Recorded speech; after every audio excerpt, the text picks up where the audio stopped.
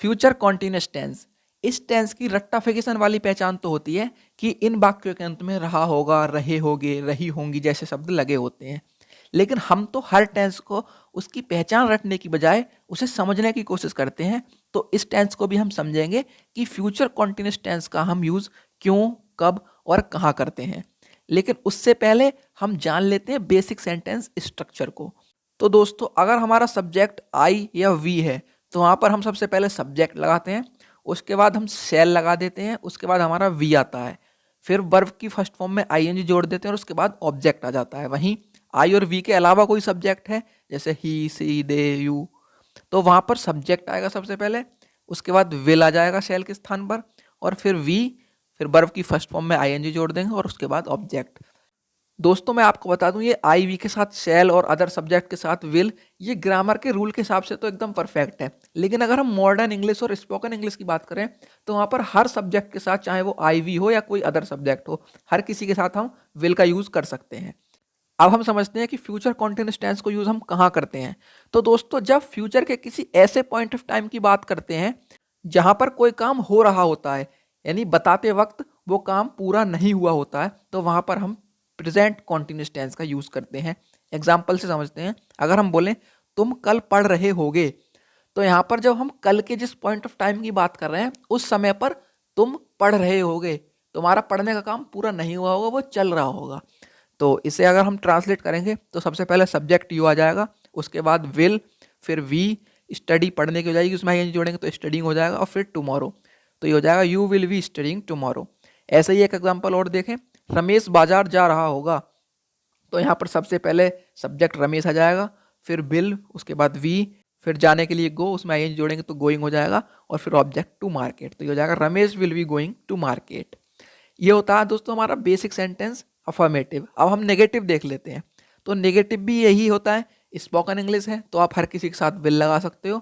अगर आप ग्रामेटिकली किसी क्लास के स्टूडेंट हो, स्कूल के स्टूडेंट हो, तो वहाँ पर आईवी के साथ शैल प्रेफर करते हैं, और ऑल अदर सब्जेक्ट के साथ हम विल प्रेफर करते हैं। तो यहाँ पर अगर हमारा सब्जेक्ट आईवी है तो वहाँ पर subject plus shell plus not और उसके बाद वी, फिर वर्ब की फर्स्ट फॉर्म में आईएनजी और उसके बाद ऑब्जेक्ट। वहीं आईवी को छोड़ करके ऑल सब्जेक्ट्स हैं तो वहाँ पर सब्जेक्ट, उसके बाद विल, फिर नॉट और फिर वी, उसके बाद वर्ब की फर्स्ट फॉर्म में आईएनजी और ऑब्जेक्ट। ये हमारा बेसिक सेंटेंस स्ट्रक्चर हो जाता है। एग्जाम्पल से देखते हैं। हम 8 बजे खाना नहीं खा रहे होंगे, तो ये हो जाएगा सबसे पहले वी, उसके बाद शैल, नॉट, वी, खाने की ईट, उसमें आईएन जोड़ेंगे ईटिंग, डिनर और एट 8 o'clock, तो ये हो जाएगा we shall not be eating dinner at 8 o'clock। यहीं पर अगर हम स्पोकन इंग्लिश में ऐसा बोलेंगे तो हम शैल नहीं प्रेफर करेंगे, वहाँ पर बिली लगा देंगे, तो ये हो जाएगा we will not be eating dinner at 8 o'clock। एक एग्जाम्पल और देखते हैं। अगर हम बोलें अध्यापक छात्रों को नहीं पढ़ा रहे होंगे, तो यहाँ पर सबसे पहले सब्जेक्ट टीचर, उसके बाद विल नॉट वी, फिर पढ़ाने की टीचिंग, उसके बाद ऑब्जेक्ट द स्टूडेंट्स, तो ये हो जाएगा teacher will not be teaching the students. अब दोस्तों नेगेटिव भी कंप्लीट हुआ। अब देखते हैं इंटेरोगेटिव। तो जैसा कि हम जानते हैं कि इंटेरोगेटिव दो तरह के होते हैं। एक वो जिसमें क्वेश्चन वर्ड यानी प्रश्नवाचक शब्द वाक्य के बीच में आता है, जैसे क्यों, कब, कहाँ, कैसे, वाक्य के बीच में आता है। और एक टाइप वो होता है जहां पर प्रश्नवाचक शब्द वाक्य की शुरुआत में ही आ जाता है। और जनरली टीचर्स यूट्यूब पर इंटरोगेटिव को अच्छे तरह से दोनों टाइप को नहीं पढ़ाते हैं। तो चलिए देखते हैं सबसे पहले फर्स्ट टाइप। तो फर्स्ट टाइप का सेंटेंस स्ट्रक्चर कुछ इस तरह से होता है कि अगर हमारा सब्जेक्ट आई वी है तो सबसे पहले क्वेश्चन वर्ड आ जाएगा, उसके बाद हम शैल लगा देंगे, फिर हमारा सब्जेक्ट आ जाएगा, फिर बी, उसके बाद वर्ब की फर्स्ट फॉर्म में आईएनजी और फिर ऑब्जेक्ट। वहीं आई वी को छोड़ करके कुछ भी हमारा सब्जेक्ट है तो वहाँ पर सबसे पहले क्वेश्चन वर्ड आएगा और यहाँ पर विल हो जाएगा, फिर सब्जेक्ट आएगा, उसके बाद वी, फिर वर्ब की फर्स्ट फॉर्म में आईएनजी और फिर ऑब्जेक्ट।